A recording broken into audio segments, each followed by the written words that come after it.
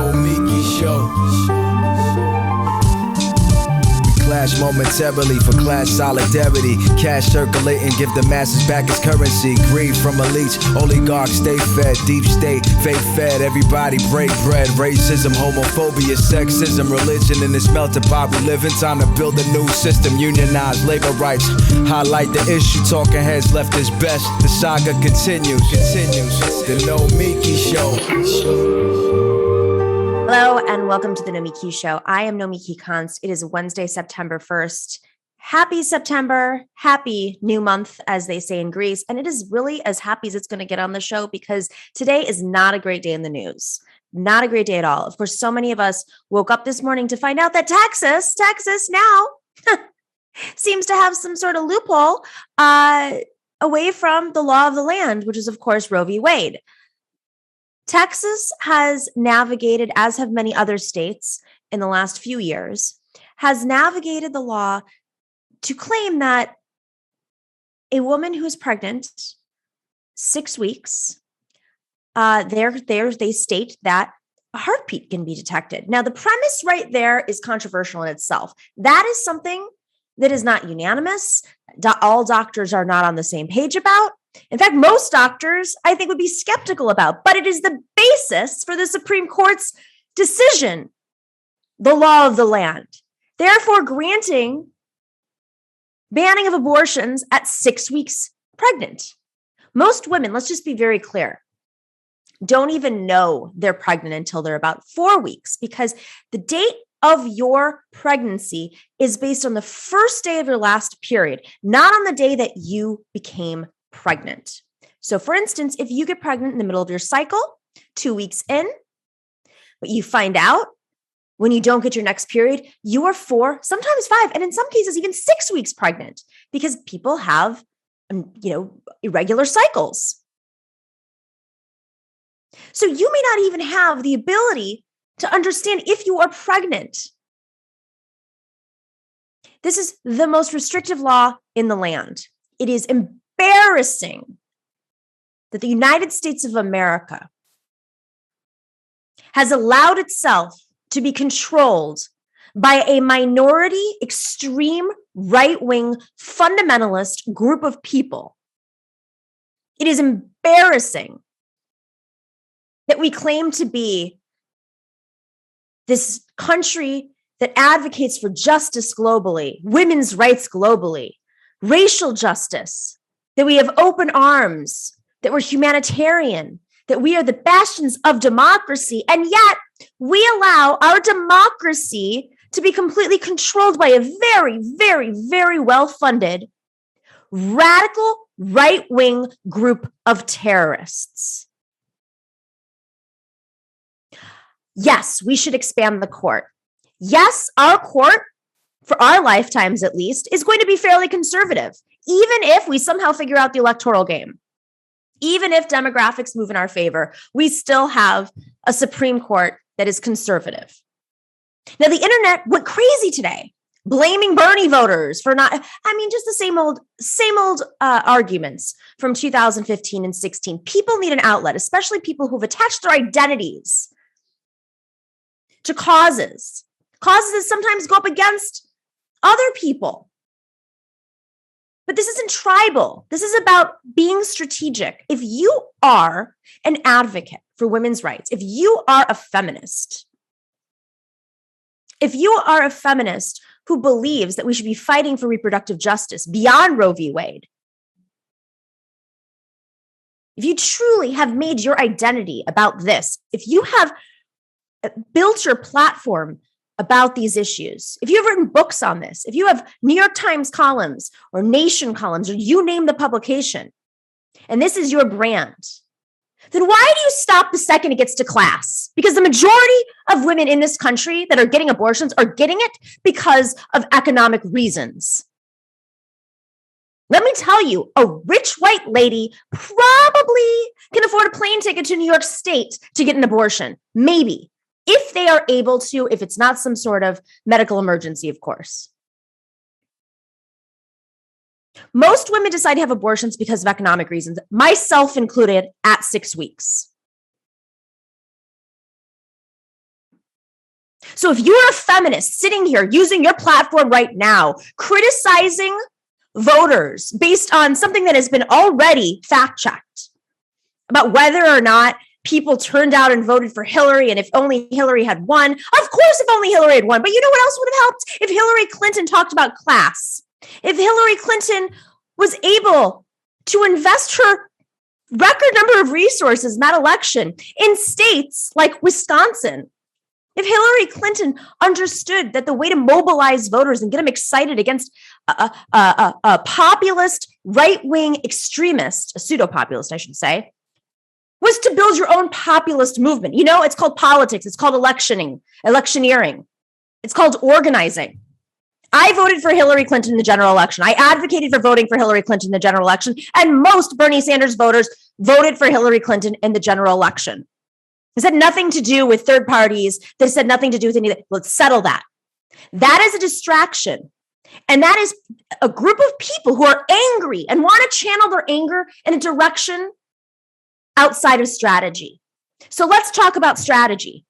I feel like a broken record at this point. And frankly, I'm so sick and tired of saying this over and over because it's not my identity. It's not what I want my brand to be. But I will say it again. Because we've learned no lessons in 5 years. We've learned no lessons after 2 years of my running around the country with other well-meaning Democrats to try to reform the party. Because you know what? The Democratic Party has an addiction to their consultants. Their consultants sit in the Democratic Party. Their consultants are voting on the rules of the Democratic Party. Their consultants being appointed by the chair, not elected, are sitting on rules committees that determine the budget. And the majority of the budget still does not go to state parties. Why does that matter? Well, you look at Texas right now. That's why that matters. When you have a state that is on the brink of a Democratic majority, on the brink, it might help to, maybe invest in that state, pour money into the party to recruit another generation, to train people on the ground, to do outreach, to do messaging, to talk about how abortion rights are at risk of being lost. Maybe before the ruling, maybe that'll mobilize people to make phone calls all day long and recruit their neighbors and have conversations and do outreach. That is what a vibrant party does. And I don't want to hear any excuses because you got the money. You have raised more money than ever. And yet, there are still no reforms. There's still little transparency. Because as soon as we presented those reforms, they were stricken away because the people who had oversight in the Democratic Party were appointed consultants, something we were trying to get rid of. There's no democracy. It's a pseudo-democracy. If everything at the end of the day is kabuki theater, and the kabuki theater hands a set of reforms to the men behind the curtain who are making money off of the current system, that's not democracy. That's unethical. And what did I say before? Oh, it's fucking corrupt. If you saw that video. And also in that video, I talked about how, what if you were a woman in Arizona who has an ectopic pregnancy and you have to rush to get an abortion, and yet you can't do it in your state. And you have to go to the next state over, New Mexico. Thank God for New Mexico for at least having some semblance of a Democratic Party there. But it should not be up to the states. It should be up to the national party. That is their job. That is what they used to do. That is what they used to do when they believed in unions, when they believed in organizing, when they believed in taking on the right wing, just not at the national level. All that is being done is these national fights. Every time there's outrage like this, there's an opportunity to raise money on email for another nonprofit or political organization to pop up to address that issue. You know what addresses that issue? If 24/7 we're organizing in every single community in this country. Because you know what else is popular? What the Democratic Party actually stands for.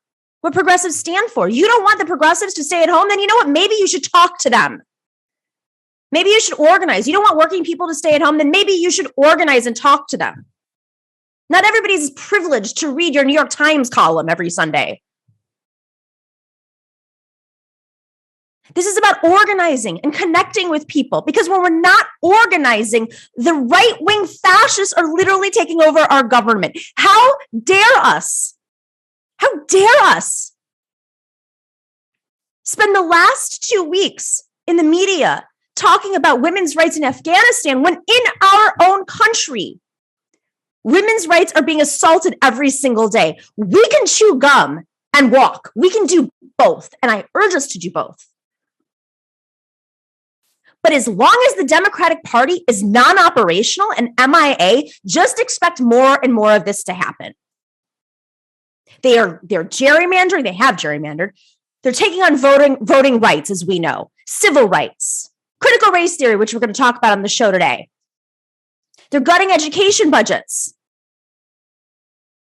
They're handing out payouts to oil companies.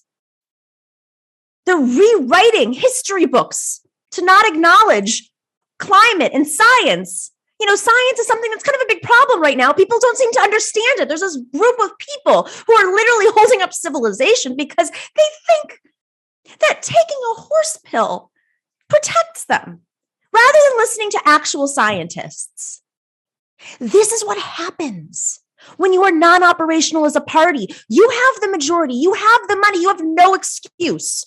Is that consultant's sixth home in the Hamptons or Barbados or wherever they're hiding their money, is that worth it? Rome is burning. Rome is melting. Rome is already in ashes. Jamie Harrison, I know you know what's going on. I've talked to you before. Jamie Harrison, you think this conversation is going away. It's not. This isn't just about SCOTUS. This isn't just about winning presidential elections. This is about actually having operations as a Democratic Party in a country that is majority Democrats. If you can't mobilize your own people, how are you going to expand your base? We have the base. We have the money. We don't have the laws because we didn't show up to the legislature. Literally, right now, the Republicans in Congress are taking advantage of vacation and recess and Democrats being gone by throwing an onslaught of attacks against Joe Biden on his rollout in Afghanistan. They're in Washington using that opportunity, that vacuum as an opportunity to launch their campaign against Democrats so that they can win back Congress and they can win back the Senate. They've got the legislatures, as we see. They've got the Supreme Court. They're pretty close to getting Congress and they're pretty close to getting the Senate, and they might as well get the presidency. How does that happen in a country that somehow understands human rights more than any other country? How does that happen in a country that for 40 years had a Democratic majority in Congress? How does that happen in a country where unions originated? How does that happen in a country where you had a civil rights movement, where you have free speech? How does that happen? How does that happen when you have more people who are activated after the George Floyd protests, the Breonna Taylor protests, and the Women's March, the largest demonstrations in history? How does that happen? We have no opposition party. That's how that happens. That is how that happens. Instead of saying, where do I put my money? Because I got a lot of these messages. Where do I put my money instead of the Democrats? I urge you to demand that the Democrats make their budget transparent and get rid of unelected appointed members. Because it's not actually the DNC. It's not actually the elected members that are doing this. It's the appointed members. I want to make this very clear. It's not some sort of questionable entity. This is an entity that has a lot of members who want these reforms, who believe in these reforms. There are state party chairs who've been crying out for money, and they get scraps. They get grants. Oh, here, you get $20,000 to rebuild your party. Show me the receipts.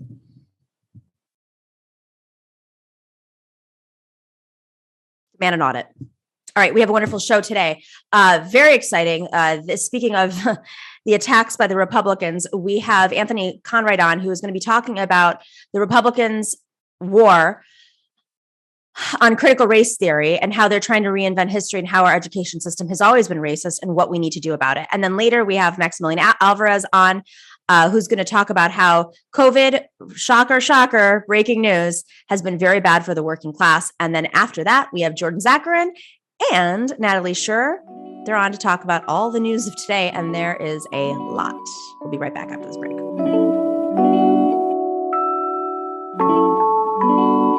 Welcome back to the Nomiki Show. We're excited to have Anthony Conwright on for the first time. Anthony is a writer and educator based in New York, currently working on his debut novel, Speak Blackness, and his writing has appeared in many places, including Mother Jones, The Nation, Huffington Post, and The New Republic, where he has a piece out right now titled American Education is Founded on White Race Theory. Oh my God, paging Tucker Carlson. Have you gotten any personal text messages from him challenging this? Because he loves to text people, we've seen. No, luckily I'm not on his radar yet, so I haven't received any text messages from him. Oh, so should we pitch you to go on his show to debate him? Because that would be real fun. That would be the day. Yeah. All right. So I don't think our audience is going to be too surprised that our education system is founded on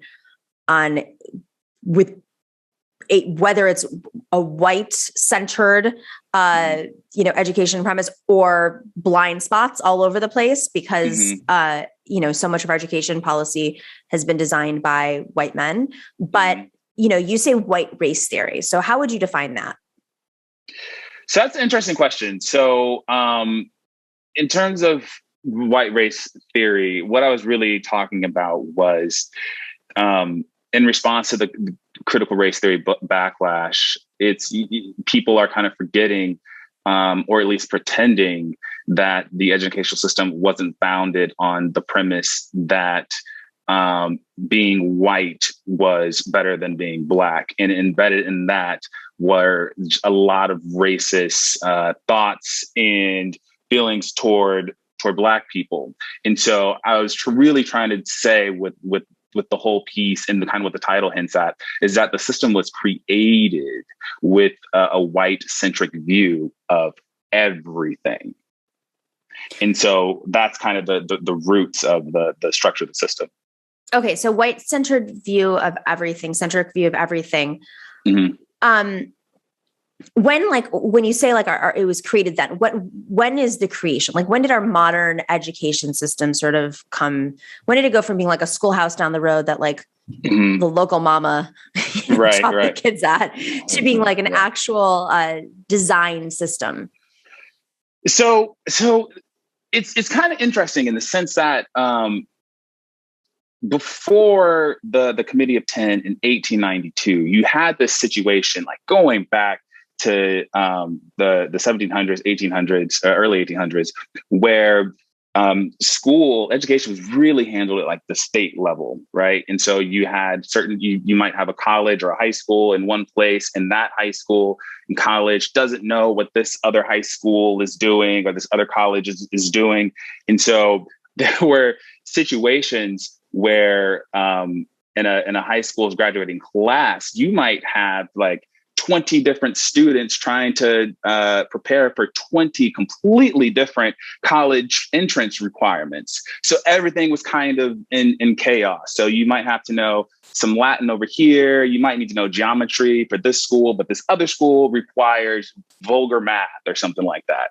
And when you have like a population increase and people moving from high school to college, there needed to be a system for organization. And so in 1892, you had the first creation or attempt to create a national sort of curriculum for college entrance, and trying to figure out, okay, what are the subjects that are taught within high schools that are kind of common? And so I would say the report that the Committee of 10 delivered after their meeting was really kind of the solidifying the structure, at the beginning of the structure that we have now. And the Committee of 10 were white men? Yes. And how were they found? Like, who found them? Why them? So it's interesting. They were just kind of men that were just like known, not that they didn't have, like these venerated positions like president of Columbia or Harvard or something like that, the commissioner for education. But it wasn't as if, they were like, all right, guys, we need we need to get like 10 guys together and we need to make it as diverse as possible. It wasn't so it was. They don't even do that now. Right. Exactly. Exactly. And so it was kind of just picked off of, just titles, positions, duties, that sort of thing. Okay, so prior to that, I mean, it's interesting because you say like there was no uniformity. There was no, if there were 20 kids in a class, they were expected to have 20 different paths to go to college. But that's assuming that those 20 people in the class even have access to college. I mean, just from like the basic free education, like who was getting a free education?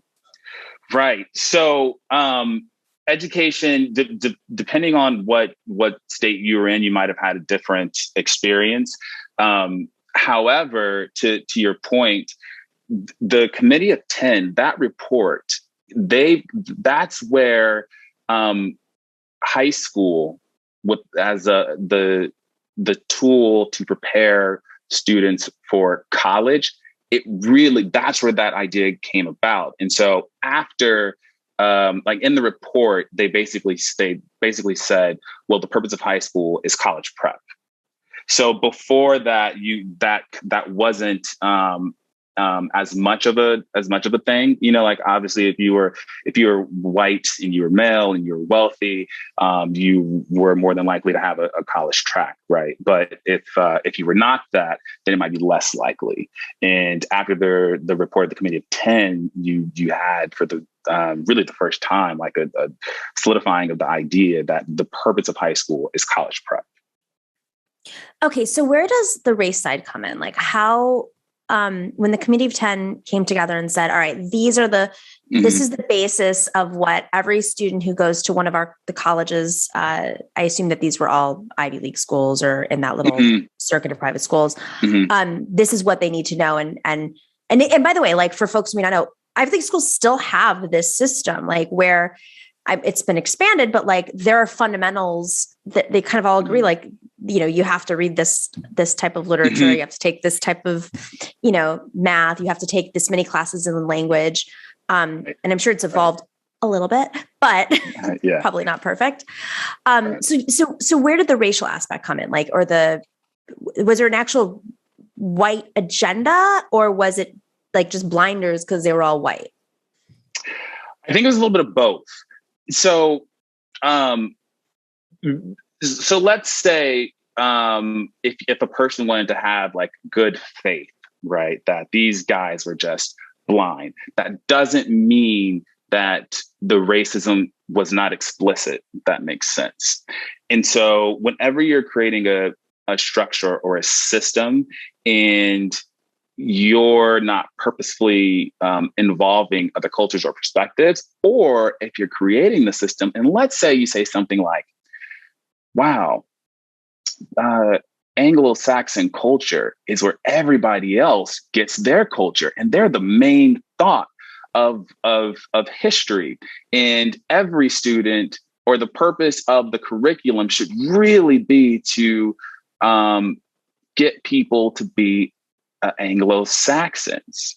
Well, right there, you may not be saying, well, like, I really hate Black people. I hate their culture. They have no culture. You just freed them. They know nothing. So let's ignore them. You don't have to say it for that to be the implied result, right? Or even the result in itself. So when you read the report, they don't say anything that's like that. They don't say like, God, I hate Black people or something. It's not quite like that. But what they do say in the report is you can read this veneration of Anglo-Saxon culture. And so that is very much present. So they don't necessarily say white, but they refer to as like, being Anglo-Saxon. But in writings that members of the Committee of 10 did, they engage in blatant like racism, right? So you mean between the members, you mean, of the committee? Oh, even just personal their own writings. Right. Exactly. In their own writings, they said some pretty blatant, like racist things. For example, that Black people, the slavery benefited Black people in the sense that they were able to learn Anglo-Saxon culture, or they were able to learn white culture from slavery. And so many things there. Right. Exactly. And so it's really that sort of thing that was present. I forgive me because I don't know this, but were Black people allowed to go to these colleges then, or like was there women weren't until a certain point? I mean, of course Frederick Douglass was well educated. I mean, there are a lot of iconic, but was it just Black colleges, or were they allowed to go to a Columbia or a Yale at that time? I couldn't tell you when Yale or Columbia began to admit Black people, but really, right? When you're thinking about a structure, you're not really, and you're thinking about racism.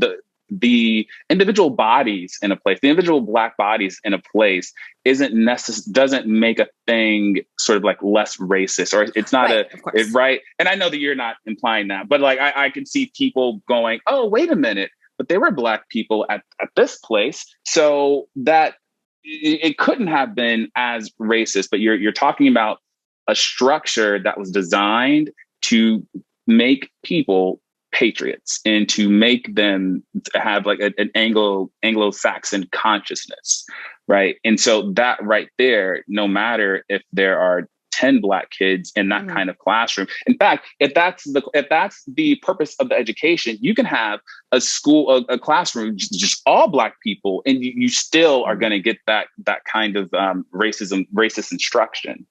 And so I think when it comes to education, we really have to think structurally, right? So if you're saying, okay, we need to create standards for history, right? Or social studies. Well, you have to, if we were going to, let's say, redesign it, let's say that, Joe Biden says, we're going to revisit this committee of 10 thing, and we're going to redo everything. You might ask a different set of questions in 2021 than they asked in 1892 to design that system. Yeah. I mean, that's sort of my question is how was this just to make sure that a majority or almost totally white male group of people being educated were completely oblivious to the actual history, or was it also to do so with people of color that were going to? I mean, it doesn't matter either way. It was the structural, origins of this all. I mean, we see how it got to where we are now.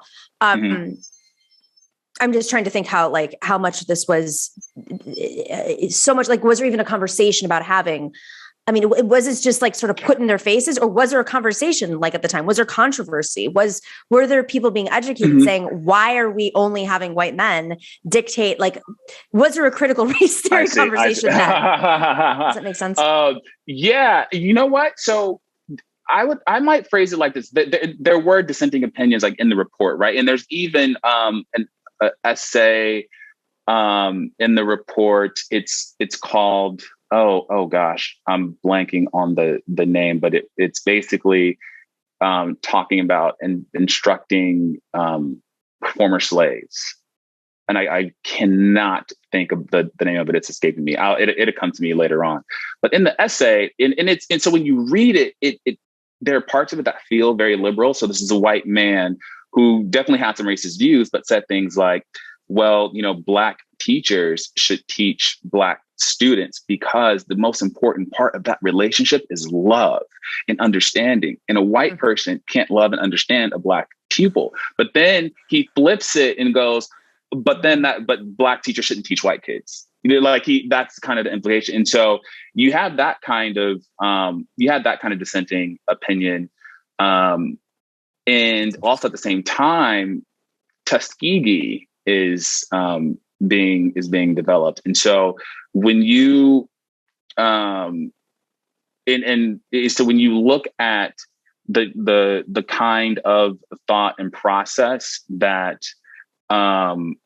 people went about when thinking about how to create Black schools. It was just it was different, and so there was a critical race theory kind of controversy, but it just didn't have that name, of course. What seems so interesting to me now is like how these structural issues didn't seem to be ever addressed. It's like they were put in system and then it wasn't like, like the Constitution, we're always debating. Right. It's a living, breathing document, supposedly. Great day to talk about that. But yeah. But like something like this, it just seems like, I don't know, maybe 40 years in, we'd have a bigger conversation about, oh, wait, history. Like, why are we not discussing slavery in a deeper way? Why are we not talking about, right. Especially because history books in particular are constantly being updated. Right. Has other than right now, have we had these moments, at least in the education space, not necessarily in the national dialogue, but in the education space about going back and just scrapping everything? The way that I don't know, Christians do in Texas. Right. Yes. And no, I feel like traditionally it's always been pushback from Black people saying we want to be included in this structure, and having essentially to prove that we have a place, right? So, for example, we had Carter G. Woodson, Negro History Week, and then you have the 60s African American Studies, Black Studies programs, and all of that was really in protest to the current structure. But I think in terms of just saying, hey, let's scrap everything, we kind of haven't really. We've had it in terms of should we have high stakes standardized testing, right? And but I don't think as a country we've really sat back and said, do we really need this test? We just had to think about it, right, because of the pandemic, which unfortunately we haven't really taken a moment to reflect. Oh, well, why do we have an SAT? Where does that come from? Oh, College Board. Oh, they were on the Committee of 10. Oh, that's weird. In their first writings about testing, they said the same thing about testing that we are actually saying today. And so we've never really kind of looked at it, because a lot of these things are money-making ventures, right? So high stakes testing generates a lot of money, but does that necessarily does an SAT score necessarily determine what a kid's going to be? Does it measure their potential? No, of course not. There are lots of people who don't do well at SAT in the SAT or even in college and then become highly successful. And so I think the hard part is on the left-hand side, on the left, you have liberals who value enlightenment and education and prestige in colleges, and it's hard for those liberals to let that go. And then you have conservatives that are okay with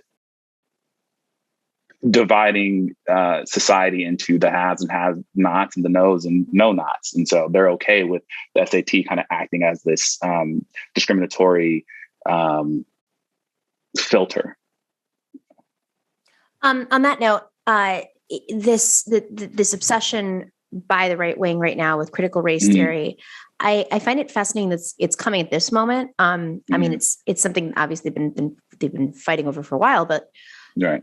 But during the pandemic, it just seems like it's emerged in the last 4 or 5 months as the major crisis. If you're watching Fox News or any of the right wing places, it is the major crisis in America.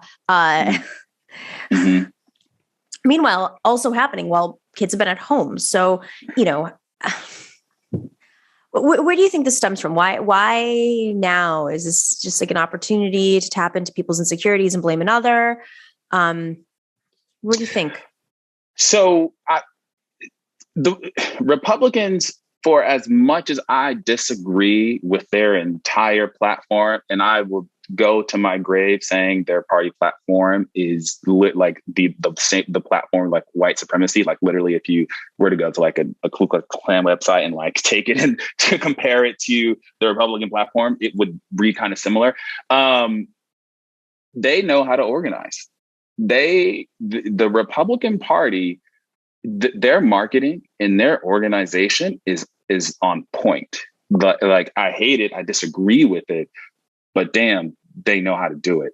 And they were really, really clever in taking advantage of the narrative that was both on the left and the right of the rioting and the looting of during the George Floyd protests, and attaching that to Black Lives Matter, and then being able to, and then knowing that, wow, Americans are really buying all of this nonfiction literature on anti-racism and white fragility and the Black experience. And we can't compete with that in this moment because this Black man was killed so egregiously and so publicly. We can't really say anything.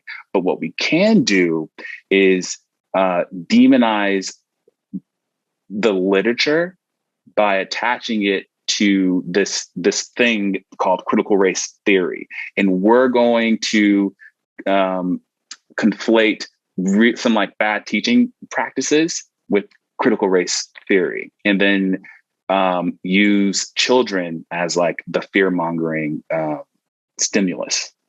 And so I just think it was a well implemented strategy. Like I just think it's really to appeal to the base and to get people who may have been on the fence about Black Lives Matter, George Floyd, the protests, all those things. It was a way to say, to get the people who go, okay, racism is bad, but I'm not racist, and to really appeal to that crowd.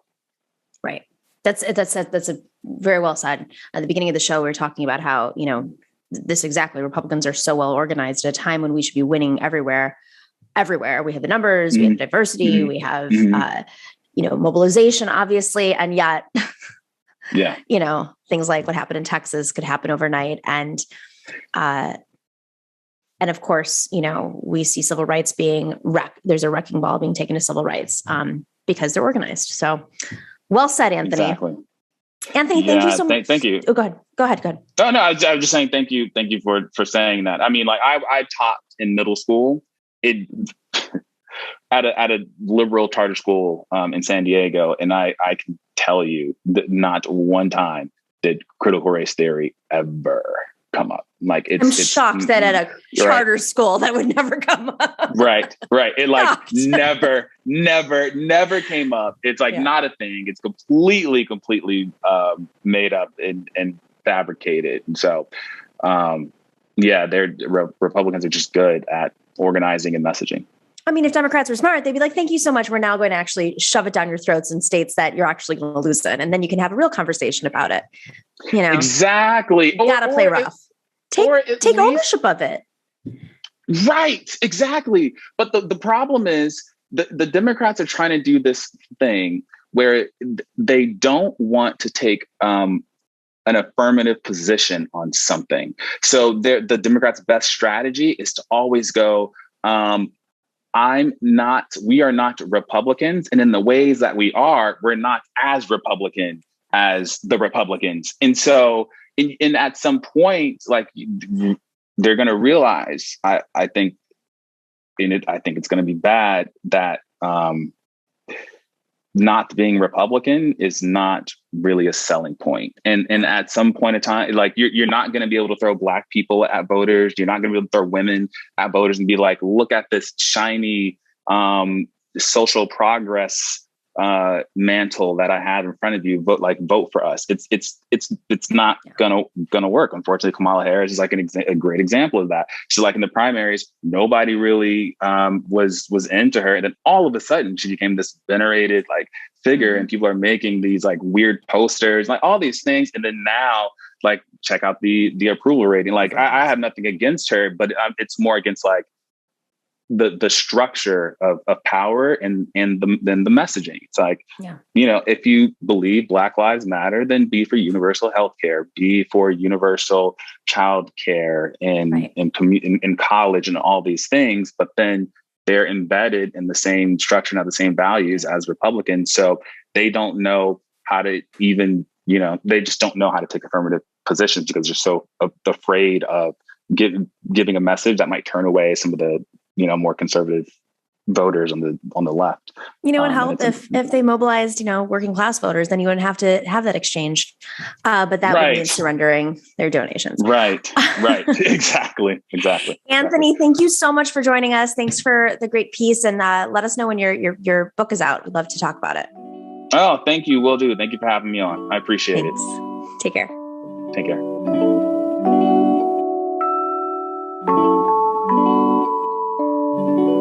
All right. Welcome back to the Nomiki Show. Doom and gloom. That's what you're here for, and you will get it. Maximillian Alvarez is the editor-in-chief of The Real News Network and the host of the Working People podcast. There is a piece out in these times right now that he has written titled, "The Pandemic Made the Divide Between the Ruling and Working Class Clearer Than Ever." It is a conversation with world-renowned economist Richard D. Wolff, friend of the show. Thank you so much, Maximillian, for joining us. This is like the most amazing breaking news I've heard all year, that this divide is worsened. It was pretty bad before. I mean, I remember 2 years ago, I was running for office in New York, and like my first line of every speech was, New York City has the worst income inequality than anywhere else in the country, anywhere in history. And what's being done? And like post-COVID, how do you even gauge that? Where do we have the metrics? Like, how bad is it?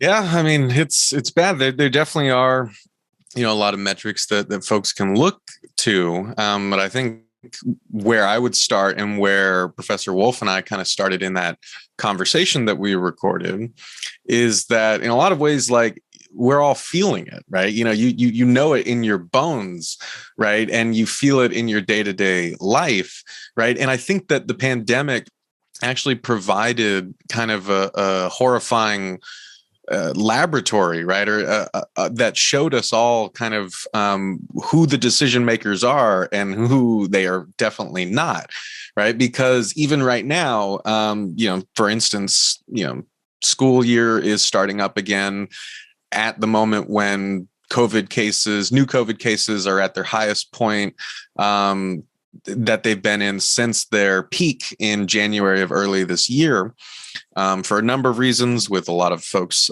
still unvaccinated, including 50 million kids under the age of 12. But also, there's the mask and vaccine mandates have been kind of swept into the kind of hopeless gyre of the culture wars. And so that's not an issue that's going to go away anytime soon. But, schools are reopening, right, at this kind of moment when also the Delta variant is kind of running amok. And situations like these really, I think, highlight, right, what that divide sort of looks like. Right, because so many teachers, staff are kind of being pushed to go back to in-person learning with a bunch of unvaccinated kids. There are a lot of kind of policies there that they have to abide by that don't necessarily ensure their safety. And I think that, in talking to a lot of workers myself this week on Working People, I actually have an episode with a teacher in South Carolina who talks about this kind of stuff. It's very clear who's making the decisions and who is just kind of being pushed into the firing line, right? And that has been made clear throughout the pandemic, whether it's people pleading to kind of extend the eviction moratorium, whether it's people desperately needing extended unemployment benefits to stay home so that they don't have to risk their lives and their families' lives before they were able to get vaccinated and all that stuff, right? There have been so many decisions made at high levels that not only are being made with very little kind of input from regular working people, but that have also sort of demonstrated like whose priorities or whose needs are being prioritized in the kind of social strategy for dealing with something like the COVID-19 pandemic. Just like we saw in the recession over 10 years ago, it was the government made very clear, right, whose needs it was prioritizing in terms of the economic, quote unquote, recovery, right? It was not people like my family who lost everything in the recession, right? It was, the banks and economic actors around the world who precipitated the kind of collapse of the economy itself. So you take all that together, right? You take that sort of horrifying laboratory that the COVID-19 pandemic has provided, and you take the sort of decision makers who have really faced no real accountability for being wrong a lot of the time, or for really flouting the needs of working people, many of whom have died, right? Let's not forget that, hundreds of thousands of workers have died because of these decisions, because of the inaction, because of the lax support that people need. And so this is kind of the baseline for the discussion that Professor Wolff and I had. And I think that, as he does so brilliantly, right, he really sort of fleshed that out to give a larger economic picture, right, to complement that, to show that, in fact, this is consistent with the sort of trends in American history, whereby working people have been collectively and individually disempowered for decades, whether that's the smashing of the labor movement, whether that is real wages essentially remaining stagnant for decades, right, as the minimum wage kind of hasn't risen in the longest period in American history. Meanwhile, cost of living goes up every year. So in fact, workers have been kept in this sort of like increasingly precarious position with fewer resources and less ability to sort of assert their needs in the kind of priority list of society. And all of this has really come to a head in the pandemic and revealed to us like that we are all just at the whims of, a capitalist economy that puts a premium on profit over life, over freedom, over everything else. It's interesting that you had this conversation with the teacher, because it's been hard for, I think, a lot of folks.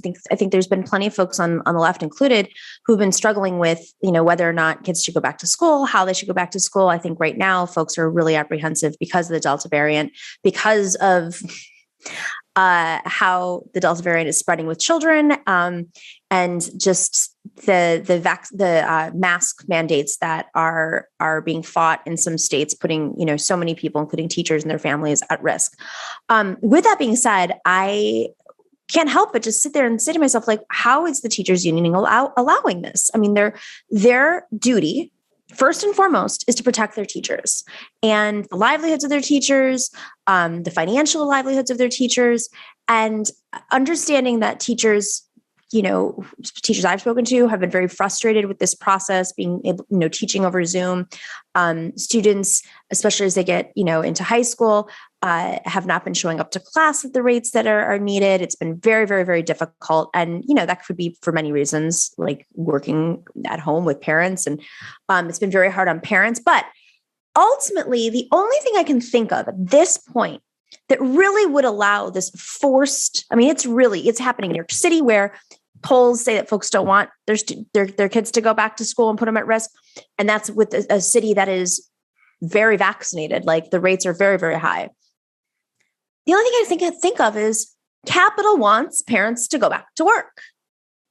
And that's really what it is. It's like more people are going back to work. More people are vaccinated. Not everybody, clearly. More people are vaccinated. And it becomes a lot more difficult when you got to maintain your family life and take care of your kids and make sure they're sitting in front of that Zoom, all day long. It's the only thing I can think of, is that at the end of the day, what's dictating this is the economy, capital. Am I wrong?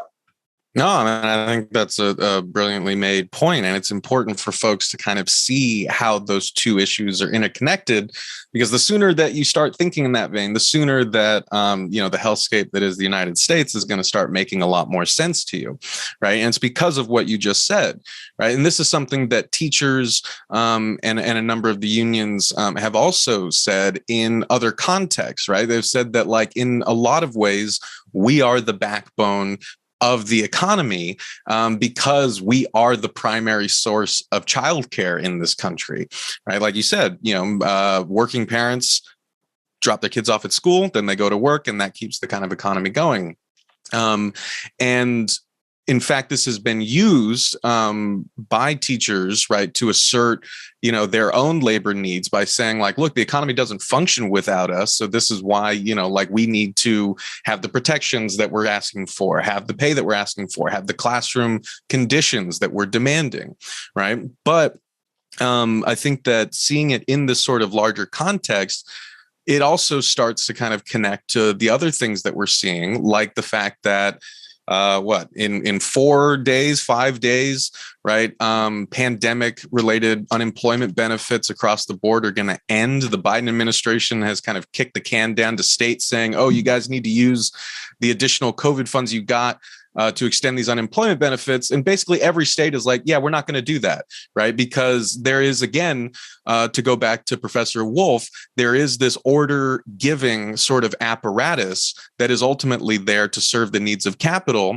And that apparatus is kind of making all the moves that it wants to make to push working people back into the meat grinder in order to kind of jumpstart the economy and ultimately, right, to provide the sort of profits that businesses are looking for. And a lot of businesses right now are feeling like they were the victims of this pandemic, that they lost revenue, right, that they had to put up with additional safety measures, even if they did like a crap job at implementing them, right? Businesses and the owning class right now are coming to the table saying, like, we are the aggrieved party here, and the rest of you lazy pieces of crap need to get off your butts. We're cutting off your unemployment benefits, even though cases, like we said, new COVID cases are the highest they've been since their height in the pandemic in January. We're acting as if the pandemic itself is over, and we're pushing people back into the firing line and essentially saying, like, there's no safety net left. Like, so it's either risk your life or at work or starve at home. It's okay. So this makes me think of what's going on with the eviction moratorium, right? Like, the Republicans are so brilliant. Capitol is so brilliant at getting us to move into their narrative that we're not talking about cancel rent anymore. We're talking about extending the eviction moratorium to the point where, of course, progressive members of Congress, handful, camped out on Capitol Hill to make this point. But let's keep in mind here, eviction moratorium or not, if that moratorium ends, you're going to have massive evictions across the country, which is going to create a homeless population that I don't think, like, we already have a bad one, an unhoused situation in which the president, he can't have, Hoovervilles. I mean, not to mention like what's happening with Afghanistan. This is just a gift to the Republicans if that's how they think, if that's what they're thinking of as power and staying in power. But aside from that, I was reading the paper yesterday, and New York City is now the most expensive place in America to live. They have been they're extending the eviction moratorium again. The new governor, Kathy Hochul, is doing so. And all I'm thinking is, wait. And I'm reading that rent rates are back to pre-pandemic rates, which makes me think that this was the design. That I don't know what like financial model they're using, what crisis financial model they're using, these developers are, but and these landlords, at least the big ones. But my thought is, they're just sitting here saying, let's just ride this wave as long as we can, keep getting bailed out. People in New York will get back to work. A good chunk of them will, and then we'll evict whoever's left. And then we'll just to do exactly what we did last time, which is rental rates are going to go up because business is going to exist in New York. And that's how this is going to work. It's not going to work in every single city in America, but it's just, I couldn't understand why they couldn't just cancel rent, why they couldn't in New York, at least for 4 months, 2 months, 1 month. Just do it. And you can qualify for a couple of months, but it is very, very hard to work that system. And guess what? The website doesn't work. Great. This is it. It's like, I don't even know, like, how bad does it need to get? Really? I mean, you're talking about this difference, this income inequality difference, but how bad? I mean, if people can't access credit, if they don't have a home, if they can't qualify for a rent because they have bad credit, now because they've been living off of credit cards over the last 16 months because they lost their jobs. If they even had access to credit cards, where do we go from there? No one's getting bailed out. This is not 2008, 2009. This is far worse. Any answer? Did Richard Wolff have that answer to that? I mean, really, this is existential. Yeah, it is. I mean, I think that, the important thing to, for viewers to recognize, right, is that someone is getting bailed out here, and it's just not us, right? I mean, the fact that we won't just ever consider at the highest levels of decision making kind of canceling rent or canceling student debt, right? That is just this incredible burden that has crushed multiple generations now, and that has limited the economic power of huge swaths of the population.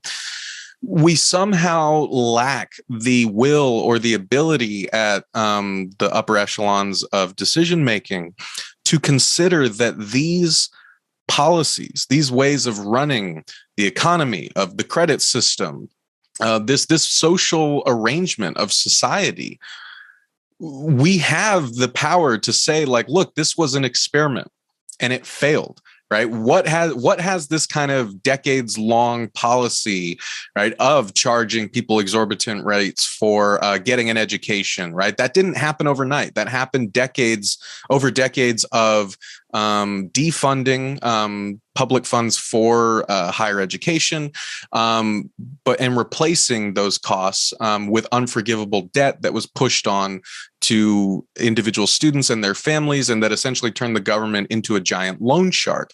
That is not, there's nothing in nature that says that's the way higher education in this country has to be. It was a deliberate decision that this country made 40 years ago, and we've been going down that path, and we have seen the results of it. We have seen that, in fact, it has resulted in a massive kind of labor crisis within higher education, with the expansion of adjuncts and so on and so forth. It has resulted in, as I said, so many generations of students being kind of laden with debt that they're never going to be able to pay off, but that's going to make a crap ton of money for the people kind of offering that money.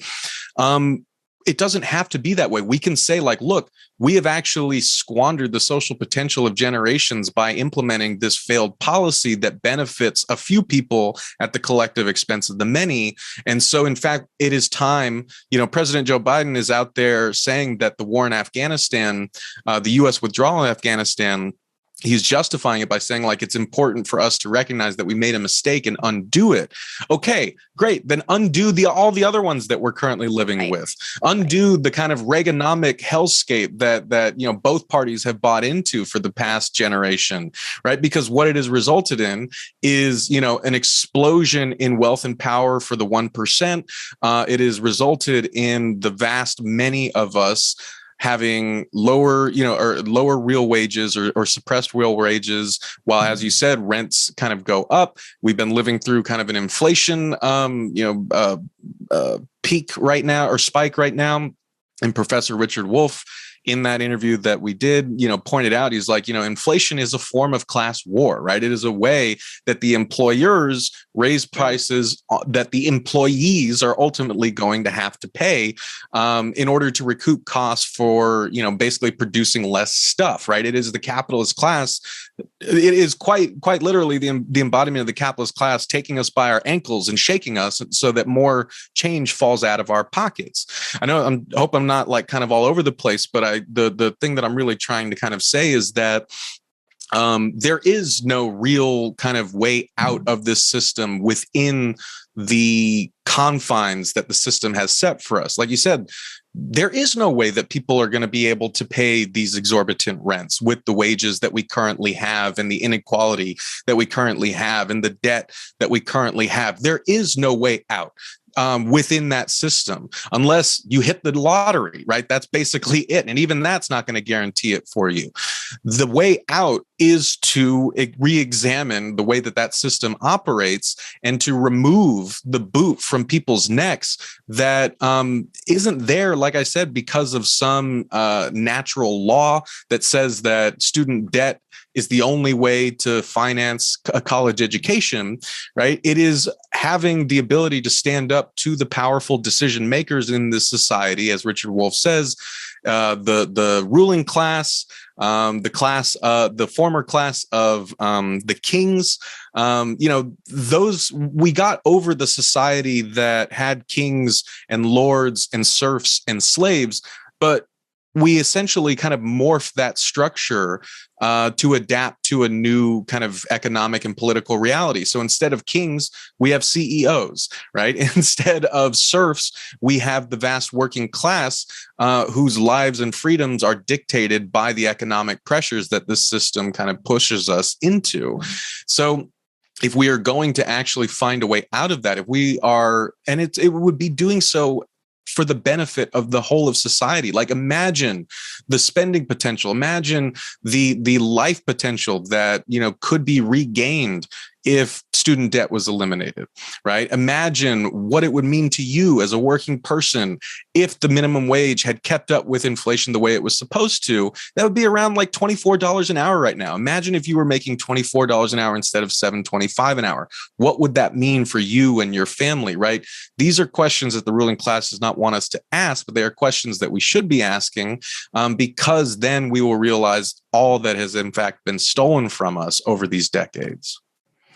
And not to mention, you haven't even gotten to healthcare and so many other aspects, but I'll just add this one little thing as you're running down the list. I'm undergoing a medical procedure right now, and I had to go get access to pharmaceuticals, and I'm not in the country, and I'm doing it here because it's cheaper than it is in the United States by tens of thousands of dollars. But the medicine, I had to run from pharmacy to pharmacy to pharmacy to get pieces of the medicine because they ran out at one. And I said, "What's going on?" Well, they said, "Oh, production is down." Meanwhile, I tell my mother this, who's has to take a certain thyroid medicine every month, and she said to me, "So production was down because of the pandemic. Like, they didn't have enough supply because of the pandemic." Simultaneously, my mother has thyroid medication, and she said they had to pull back the thyroid medication because they take it from a pig's thyroid in Puerto Rico. And because of Hurricane Maria, 85% of the pigs on the island were killed.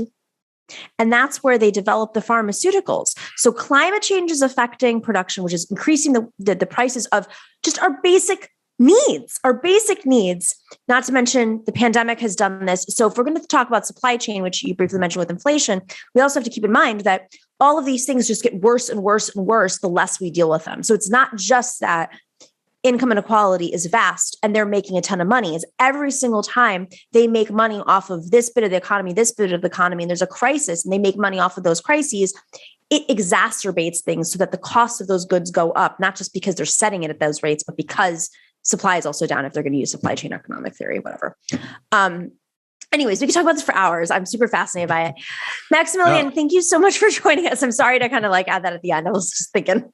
No, I mean, I think it's a really important point. I don't know necessarily if this is true, but I would bet money that the plant that your mother is referring to was owned by Viatris, which I covered on the Working People podcast. And I was basing that off a report that the brilliant Laura Flanders did about the closing of a Viatris plant in Morgantown, West Virginia, in order to move operations to India. And this was like closing one of the largest generic drug producing facilities that had provided generations of good, high paying jobs to people in West Virginia.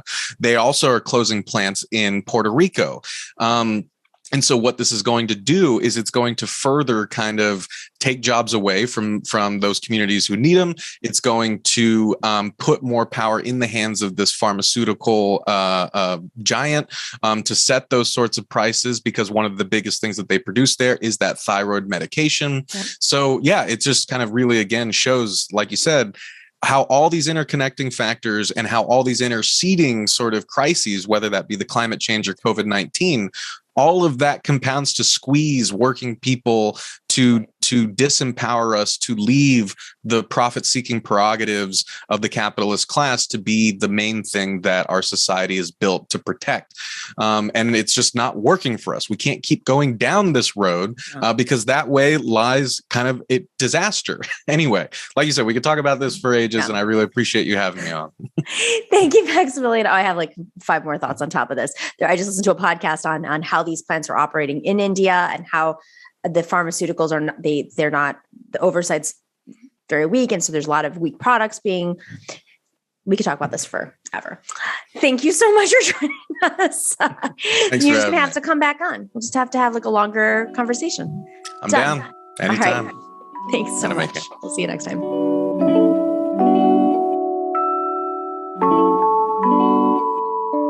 All right. Speaking of products, it really does matter when you have a product that's local and won't, and is owned by the workers, because of course I'm talking about Sunset Lake CBD. You guys know what I'm talking about. Sunset Lake CBD is not just a local company, meaning it's from a small farm in Vermont. They actually took a Ben & Jerry's farm in Vermont and diversified it and turned it into a hemp farm. But it is a company that is owned by the majority of its workers, and their minimum wage is at $15 an hour. And they support the progressive media universe, knowing that it is very hard for progressive media to get up and running, to build their shows out, because they're not part of the system of capital. That's what it means when you have companies like Sunset Lake CBD, a farmer-owned company, a worker-owned company, and they're producing products that are consistent and won't just, evacuate and go to another country because the shareholders say that there's more money to be made there and the workers can pay the workers cheaper and there's less government oversight. No. That's not what's happening with Sunset Lake CBD. They're a quality product, and you can tell. I can tell because I've had other CBD and I don't like it. I was not a fan of CBD. I thought it was a little bit of a gimmick. Then I tried Sunset Lake CBD and I had a full night's sleep, which I hadn't had in years. That's what happened when I took the gummies, when I have the tinctures, which I have every night, when I put the cream on my eczema and my rashes. It's too much information. It makes a big difference. They produce a quality product that my family members buy. My aunts, my uncles now are into it. I have friends who are into Sunset Lake CBD. They love all the products. Bijou, the dog, is into Sunset Lake CBD, the dog biscuits. Bijou's got speaking of COVID, a lot of anxiety. Calms him down. He's a little poodle mix. Sometimes poodle mixes get a little attached to their owners. And when they've been with their owners during the pandemic and the lockdown, and suddenly the owner's going out, taking a drive, going to the grocery store, Bijou needs to calm down. He needs to understand that, we haven't left him forever. We will be back. And that is why CBD makes a huge difference in his life too. I love it. You guys know it. We talk about it every week. But you too, if you have not tried it yet, you can get a discount right now. If you go to sunsetlakecbd.com, you'll get 20% off of your entire order. If you type in NOMI, N-O-M-I, go to sunsetlakecbd.com and type in NOMI.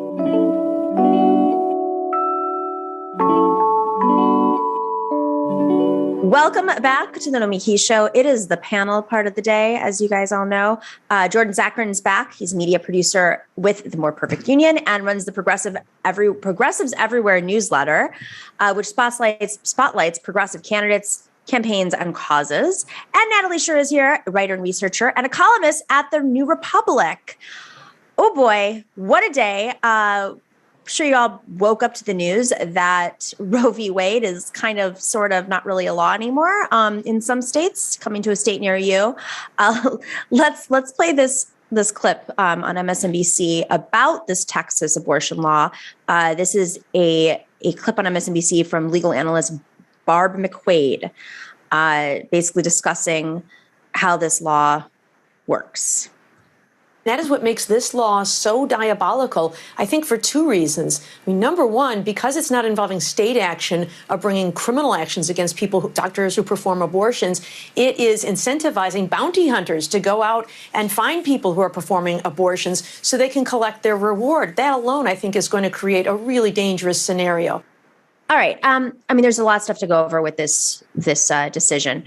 Let's start with you, Natalie. I think the first part about this that really confuses me is this is based on a heartbeat. This is sort of their premise, but seems like the science is really murky on that. And now she's saying, the legal analyst is saying that they're going to be, their bounty hunters or whatever you want to call them are going to be out patrolling. Yeah. So my understanding of the law is that it was designed specifically to circumvent Roe versus Wade, which says that no state may legally ban abortion for the first trimester, or however long it happens to be. And what this law does is, instead of the state making it illegal, the state basically deputizes individual vigilantes, saying that any resident of the state can sue any abettor of abortion. So not the patient themselves, but their partners, their abortion providers, anyone who works at a clinic, anyone who so much as drives them to their appointment. Those people are all eligible to be sued for something around $10,000. I think that might be a minimum. They might be able to collect more. And so what that basically does is pretty much nullifies anyone's ability to actually get an abortion. Any providers who are actually trying to provide healthcare for their patients will be just bogged down with legal harassment, have their coffers drained by these payouts.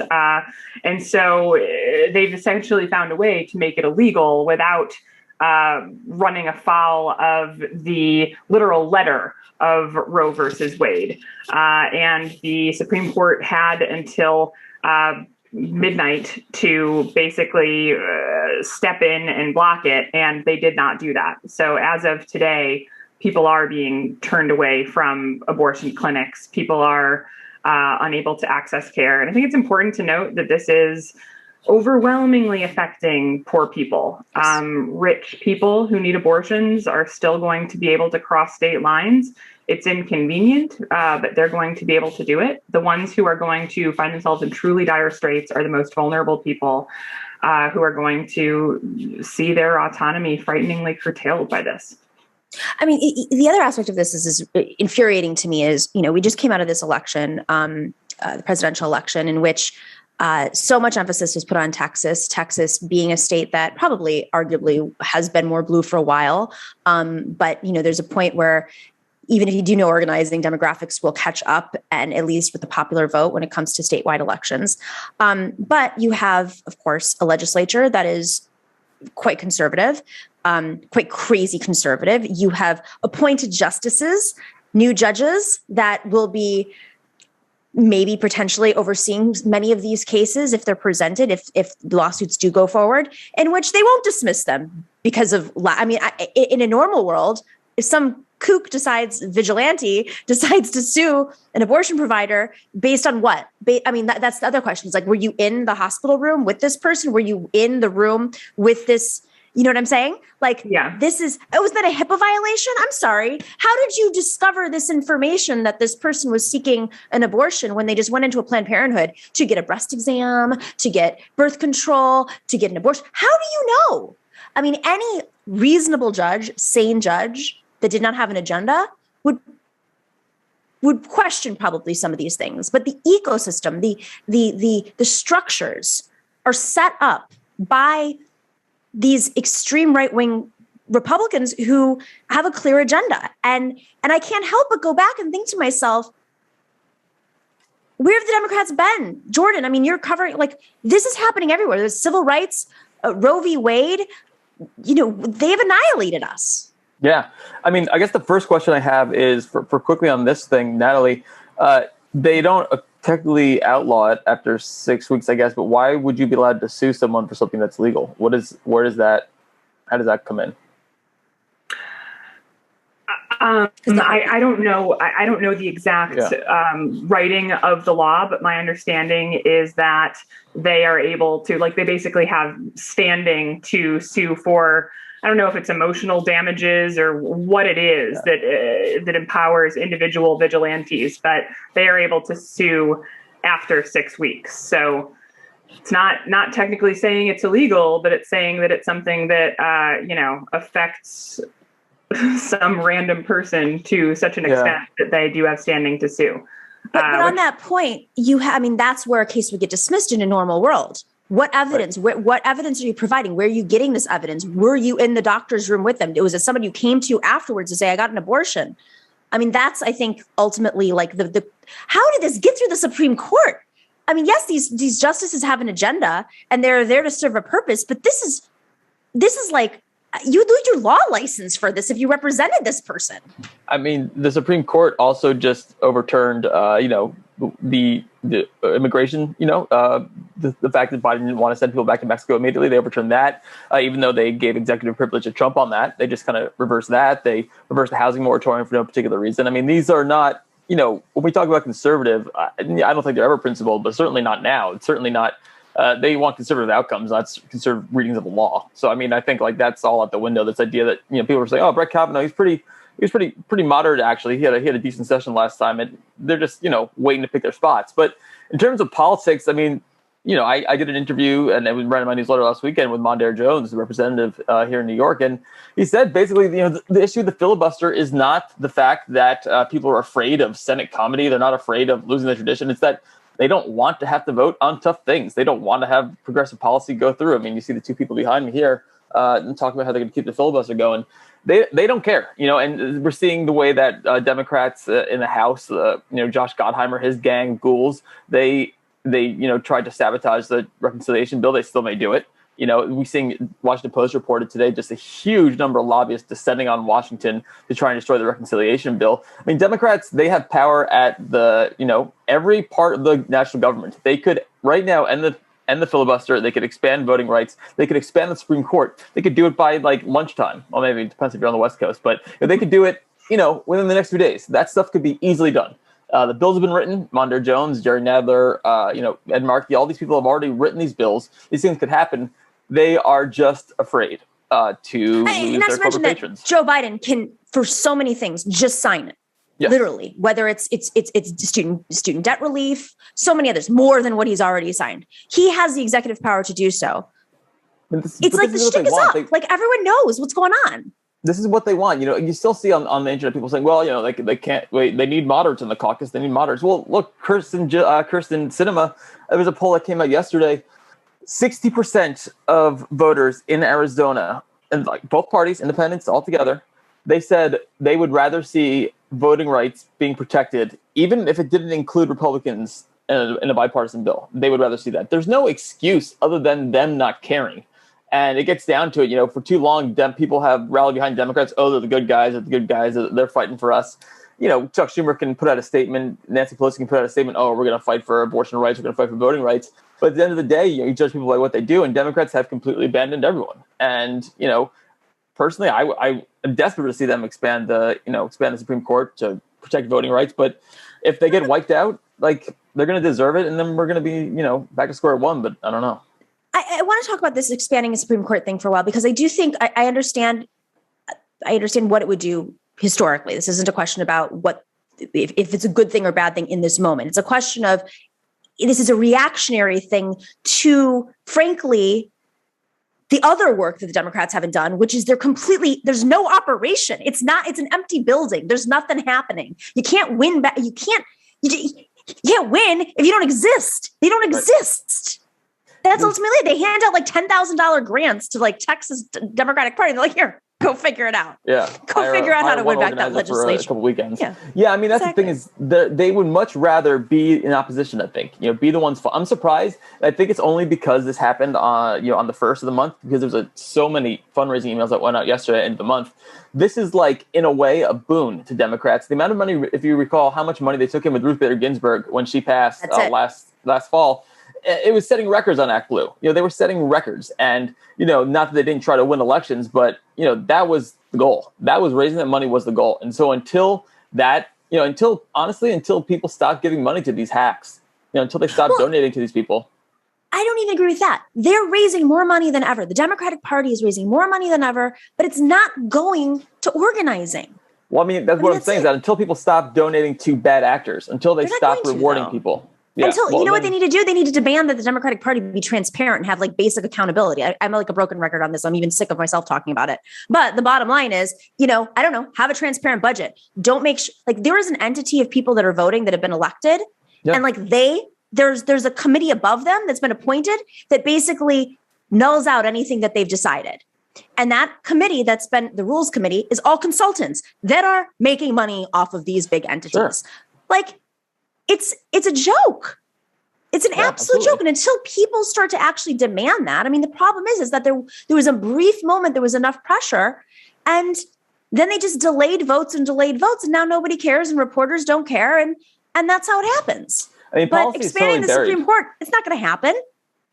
Policy is entirely buried in when it comes to the way reporters work, right? The status quo is what they, when I talk about reporters, say national media. I mean, you look at, there was a story in the New York Times, incredible this weekend, what happened with Florida, what went wrong there with COVID. And they're like, the only time they mentioned Ron DeSantis was saying that he opened vaccine clinics and tried to get people vaccinated. There's no interest in consequences or how people use power or policy. And until there's actual consequences for that beyond, like palace intrigue, until there's any interest in that, until people are actually held accountable, none of this is going to change, because honestly, people who have been in DC, they've been making policies, the same people for the last 40 years, and they don't care. Nothing's going to change for them. And so I think part of, maybe, Democrats, they don't fear their base, first and foremost. They need to fear their base, and they don't.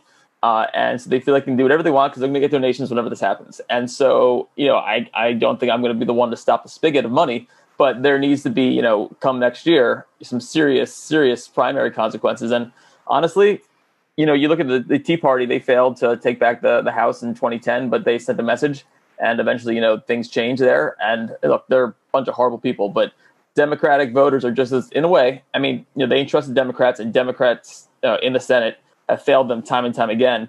At some point, you got to say, all right, what do we got to do differently here as voters, as activists, as organizers, as anyone involved in anything that's not in the Capitol? Yeah, I think Jordan's right to connect all of this to the idea of primaries. I mean, when I think about, Nomiki, you were saying earlier, the thing about how is it that judges are going along with this? How is it that, there's consent for this kind of law? And like Republicans have been at this for a while. Like they have definitely been pursuing a legal movement to remake the courts to be amenable to their legislative wish list for years now. And they're really seeing the fruits of those labors. And part of why the Republicans are so ruthlessly effective at implementing a far-right agenda relative to the Democrats is that they are ideologically unified. There is this agreement of that is what they're there to do. And the Democrats are more of a, disparate party with people with different interests. And I think that, when I look at the insurgent left electoral movement, Bernie Sanders, AOC et al., I think that one way of looking at those things is that they are basically trying to make the Democratic Party more ideologically coherent. And I think part of the reason that the Democratic Party is so waffling and ineffective is it's because it's ostensibly claiming to be a party for workers, for downtrodden, but also for executives and for the consultant class at the same time. And that's going to work in certain situations. And that's still going to be, I think, a better coalition in many cases than the one that the Republican Party has cultivated. Their ideology, they are going to face back. The interest in removing the filibuster is something that is going to run afoul of the interests of the people who are currently in power in the party. And we need to stop. We need to stop that situation and remake, how the party is constituted. Yeah, I 100% agree with you. And I think part of the problem is that, like I said, they don't fear their voters. And I guess the difference here, and fingers crossed, I don't know, I have no faith in anything anymore, is that this is not, about affordable housing. This is not about something that threatens rich people. I mean, rich folks love donating to, abortion funds, Planned Parenthood, all these things. These are social issues. And I personally, there shouldn't be a distinction. I think it should be all connected. I mean, abortion is certainly a issue for low-income women more than anyone else. it should not be, things are all interconnected, but people who don't see it that way or, haven't thought that much about it. In the same way, gay rights really took off in the mid-aughts up until, Obama legalized gay marriage. And, I think that probably, these things, obviously, it's social issues that really drive a lot of these rich donors. And so I wonder if, there is going to be some kind of pressure that there hasn't been before from certain parts of the party, from certain donors to really make a change here. And I don't know if it's going to be, they might say, hey, look, if you get rid of the filibuster, we might have to be forced to raise our taxes. I don't know if they care that much. But, I do think that there's going to be some, hopefully there's going to be some extra, I don't depend on rich people. I don't think they're going to come save us. But now they've pissed off people who generally don't care about working class people, about the downtrodden, like Natalie said, about the poor, people who, love charter schools. They piss them off too. Mm-hmm. And so maybe that possibly, I don't know. Again, I don't have any hope, but this kind of reminds me of a scenario in New York when right after Trump got elected, people started paying attention to local politics again. And they were like, wait, what? Like the normie Democratic voters and even many progressives were like, wait, the Senate in New York is elected Democrat, but wait, there's 8 senators who are holding up codifying Roe v. Wade. Why are we debating this? What is going on? This is New York State. They're holding up a slew of other very normie Democratic platform items. And how are we getting away? And people started to get more educated about it. And so you saw this coalition of, Bernie Sanders, Democratic socialists, and Amy Siskind, a former John McCain supporting, now Democrat who supported Hillary. And that was the kind of coalition that was needed. And it was very granular, but ultimately these fights are granular. That's what the Republicans have been so good at doing over the many decades. They've been doing this at the same time as Democrats have just been on the Democratic presidential money-making machine train, whatever that is. There's no incentive. There's no incentive for Democrats to do the right thing other than their own personal consciences. And so because so many Democrat lawmakers are rich, they come from rich families, they've made a lot of money. So the only policies they're going to pass are going to probably hurt them financially. And so there's no incentive for them personally. There's no incentive for the lobbyists that come after them to want to pass good things. And so, unfortunately, the Republicans, their incentives align entirely with their donors, and they don't care about abortion, or they, are just awful people on that issue too. And so when there's no incentives for Democrats because they're so dominated by lobbyists, because they're worried about their lobbying careers. Look at, you mentioned Heidi Heitkamp. Heidi Heitkamp, she was a decent Democrat, and then she decided to go work for, people who are trying to stave off capital gains increases on step up investments, basically. So if you own a stock, if you have an investment in something, that if you die, it gets passed tax-free to your heirs. There is no real incentive to fight for progressive issues beyond being a good person, which unfortunately in this country does not get you very far. On that note, there's let's talk about the eviction moratorium just briefly. I'm sorry. I'm just so much great news. I warned the audience at the top of the show. I was like, it's a really bad day, guys. The one nice thing I said was happy September. And then we moved on from there. Unless, is there anything else you guys want to talk about in terms of actually, you know what, before we go to eviction moratorium, let's put up this tweet from Malika Jabali. She's a friend of the show. I hate to regurgitate this, but since we are talking about organizing, I do want to bring this up because I almost felt like this was on cue. Do you have that tweet from Malika? All right. So, Jill Filipovic, I believe that's how you say her name. She's like one of these people on Twitter, and then you're like, have I ever had to say her name before?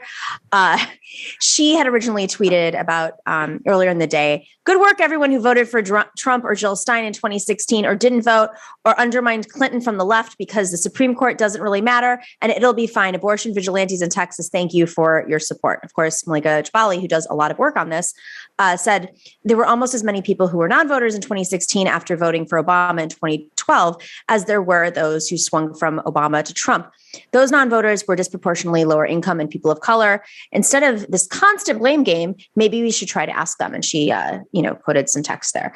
I wanted to bring this up because, we have to also keep in mind here that the margins in 2020 between Trump and Biden were smaller in those same states than they were in 2016. So this tactic's not working. Nothing seems to be working. I mean, this is like the song that never ends. And I'm bringing it up because like, this is somebody who's in our age demo. This isn't somebody who has been completely brainwashed by neoliberalism over the last 40 years, doesn't know another way. This is somebody who is part of our genre. Because I sit there at the end of the day and I say, okay, well, time is on our side if climate change doesn't kill us first. At least like we'll have more progressives being elected locally and nationally, and the narrative will start to shift and power will, they'll have no choice but to surrender a little bit here and there. But then I read things like this. Natalie, I'll go to you. What were your thoughts on this moment? Yeah, I mean, I don't think that Green Party, third party voters will ever be a decent way to analyze an electoral problem. They obsessively cling to the idea of Jill Stein or Ralph Nader before, without really considering the degree to which I think they make less of a difference than people think. If they hadn't run, I don't think that either would have affected the outcome. A lot of the arguments really hinge on the idea that every single Green Party voter would be a Democratic voter. And it's really like a stranger crew than that. There are people who would leave things blank or vote for Republicans. I mean, it's really like not an easy cohort to understand. There are millions of non-voters. And, at the end of the day, there will always be quirky things like this. You're not going to get rid of third parties. You're not going to get rid of the fact that a marginal number of people are going to vote for them. What you can do is run a good candidate that people like, run a good campaign, get as many votes as you can. Sometimes it'll, end up your way. Sometimes it won't. But anyone who points to third party voters as an explanation, particularly given the fact, like, okay, what's the plan? Just like scream at people about it forever. I just think it's a completely useless line of thinking and discussion that will obfuscate far more than it elucidates. And Malaika's right. There's a lot more relevant data points to look at why voters behave the way that they do. I think, people want something to be mad at. People want something very direct to cling to and have a meltdown over. And I kind of get that, but gosh darn it, it is useless. But I also think it's very intentional and to pull away from the conversation we just had for the last 15 minutes, which was, why are we not winning? Why are we losing when the numbers are on our side? And there's so much more here. And it can't be about a small minority of people, like a small chunk of people that potentially could have voted Democrat.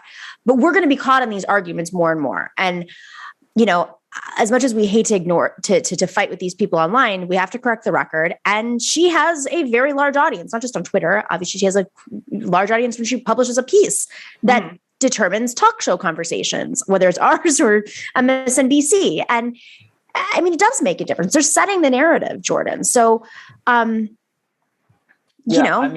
I think I think the problem is people who say those narratives, who give those narratives, they feel comfortable with the way politics are, the way that things are, like at that moment, like they felt okay in 2016.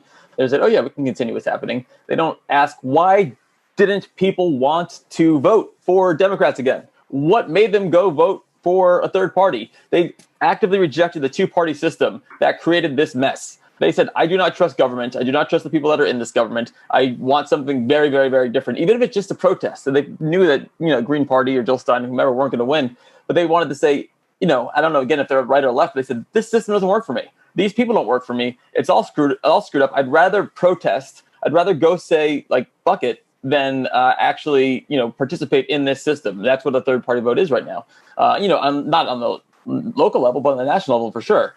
And so instead of asking like, why are people upset? Why aren't people voting for us? Why aren't voting for the, people I support? Why aren't people, turning out or being energetic or, why aren't they, turning out in mass numbers for Gavin Newsom in the recall election, even though Democrats haven't done anything? Don't shame them. Like, give them something to vote for. I've been saying this for years. And like, all right, so, if you look at even Biden's numbers, I don't want to get off base, but you look at Biden's numbers once the stimulus passed, great. It was like almost 60% approval in such a polarized country, right? And now the stimulus has worn off. People have spent it. Unemployment benefits have worn off in half the states. Republicans pulled them, but they're going to be over in the next couple of days anyways for the rest of the country. Democrats haven't passed literally anything useful. Nothing has happened other than like, some good stuff in the FTC and NLRB, but no one's looking at that. And, you're not, if you're like working at your average job, you're not paying attention. Like I barely paid attention until I started doing this for a living. You can't just say, oh, we're going to do this. I mean, President Biden and the DSCC just came with a statement saying this attack on women's health care is a powerful reminder of the stakes in next year's election, why we must defend a Democratic Senate majority with the power to confirm or reject Supreme Court justices. They can do that now. They can make differences in people's lives, give them something to vote for. I bet you if they passed a big reconciliation package that made permanent I hate the term child tax care credit, call it like a kid stimulus or something, family stimmy check, I don't know. But that stuff would make a difference, but instead, by giving people victories. Why do you think people went to Trump? It's because they felt like, he's a huge loser, but he projects as a big winner. Right? He projects as a fighter, and that's what Republicans are doing. They're pretending that, as much as they're like aggrieved, and they've always been aggrieved, they're now like fighters and saying, we're going to take it to you. We're going to run over you with our car. We're going to drive you off the road. It's insane. It's horrible.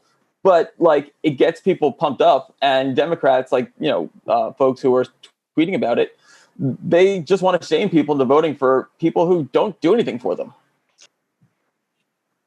I'm so glad that you mentioned this because I immediately thought of this next thing I wanted to show you, which was Jen Psaki was on stage talking about the eviction moratorium. Can we play this clip really quick? Because I think it relates exactly to what you're saying. The last update I wanted to provide to all of you is that as part of our across government approach to preventing evictions, today Attorney General Merrick Garland is calling on the entire legal community to take immediate action to help prevent unnecessary evictions during this public health emergency. The Attorney General's call to action asks major law firms, law school students, and individual lawyers to work with courts, legal service providers, and nonprofits through pro bono services to ensure access to justice for vulnerable tenants. So far, over 40 major law school deans, including from Harvard, Yale, Stanford, Columbia, Howard, UCLA, and more, have already committed their students in law clinics to help prevent evictions. And presidents of several major legal organizations, including the Legal Services Corporation, the American Bar Association, and the National Housing Law Project, have joined the commitment to immediate action. And on Thursday, we will join a nationwide emergency rental assistance program training held by the Association of Pro Bono Counsel and Law Firm Anti-Racism Alliance. Does anybody, is there a billionaire who wants to start a nonprofit to work on this? You'll get some tax breaks too while you're at it. It's everybody else's job but theirs. This is a perfect example. I watched this and I fell off of my chair. Natalie, please. Or would you go ahead? Just jump in. Just please. Yeah, like if only we knew some powerful people. That would help. Yeah, those are the Harvard deans. They used to work in government and now they've just retired and they're like, presidents of law schools. I honestly don't want to support any candidates that have not had to worry about paying rent in the last 15 years. I do not want to support any candidate that is not like, oh no, I lose my job. What happens to my mortgage? I do not want to support any candidate. It's not like, you know what? I may have to give up my second vacation home. That is not the kind of candidate I want because, it's important to have young candidates. I think it's important to have young lawmakers as well because they've experienced a dystopia that I don't think a lot of people who've been in Washington for the last 40 years have experienced. I don't think anyone that's under 70 years old cares what a Harvard dean says about housing. I don't think anyone cares at all. And I don't know that Democrats even care, but it's a nice game of dress up, I guess. But until we have, candidates and we have legislators and senators and whatnot who had to worry about student debt, who are trying to decide, all right, should I pay during this moratorium or should I try and pay it off? Or should I, make sure that if I go unemployed or if I go freelance and I get hit with taxes, that I'll have enough to eat. That's the kind of people we need running this country because otherwise, why would they expect people to vote for them if they don't know what they go through? It's so interesting you say that. I was talking about this yesterday with somebody. When I ran for office, there were 17 candidates in the race. And on one of the debate stages, there were I think 11 or 13, I can't remember. And everybody on that debate stage, except for maybe myself and another person, had served in office. The other person was, at a law firm. She was a lawyer at a law firm. And they asked who rented. I was the only candidate who literally, there's city council members. I could not believe in New York City, which has, if not the most diverse and now majority female held city council, that everybody on that stage was a homeowner in New York City. And it reminded me of this conversation that happened with the mayors when they asked the mayors, what is the average price of a home? And none of the mayoral candidates were anywhere near what the average price of a home in Brooklyn was. And I'm like, oh, ask them about rent. I'm really curious about that because majority of the city council members are homeowners in New York City. So I really think it's a much, much, much deeper issue than we're even aware of, even with this with progressive young people running. I'm very curious, you have to do your financial disclosures. How many of these people, all of them had cars, by the way. I was the only person who didn't have a car also. What?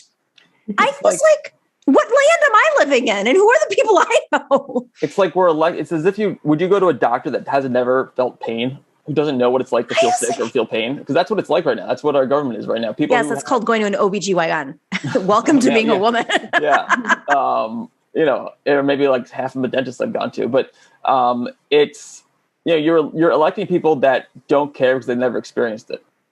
Or if they have, they're horrible people. And I think people have no sense of how big this is. This is much, much bigger than just a millionaire federal government, millionaire and billionaire. I think it's institutional. As long as we have campaigns that are based on how much money that you have to raise to get attention. And it even happens on the progressive side. Let's not bullshit ourselves.